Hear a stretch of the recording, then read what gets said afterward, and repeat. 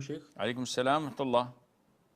Sheikh, I saw one of your videos where you said that if I'm praying Salah at home, it's okay to just move my tongue during the Salah without any audible noise. My question is, can the same be applied for the adhkar after each Salah? Okay, the ruling is, Abdullah, when the Prophet sallallahu alaihi wasallam was asked that make me accompany you in Jannah by one of his companions, so he said, لا يزال لسانك رطبا بذكر الله. Your tongue must be moist with remembering Allah Azza wa Jal.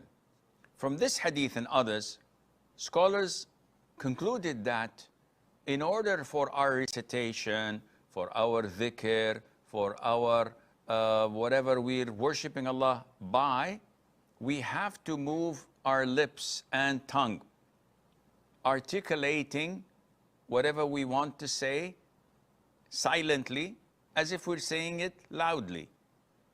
Now, one would argue and say, okay, what happens if I were to keep my lips sealed and think in my head, Subhanallah, Alhamdulillah, Allahu Akbar, La ilaha illallah.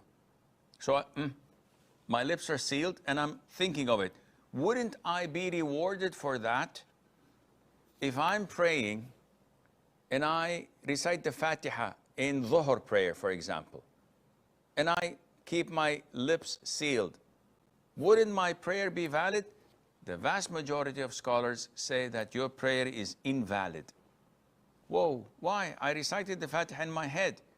They say because this is like scanning, it's not actual reading. Some say and argue, but this doesn't make any sense. Allah knows what goes in my heart.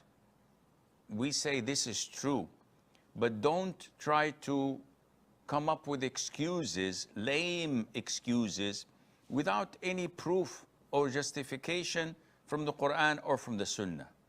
And I'll counter your logic by saying, if my lips are sealed and I think of evil thoughts or I desire sins and I fantasize about them, would I be sinful? You will jump and say, no, the Prophet said, alayhi wasallam, Allah has forgiven my ummah for whatever intrusive thoughts that cross their minds as long as they don't speak about it or act upon it. And I did not speak about it and I did not act upon it, so Allah will forgive it. The same thing goes for positive or for dhikr or for recitation of the Quran. If you don't move your lips and tongue, Allah will not accept that.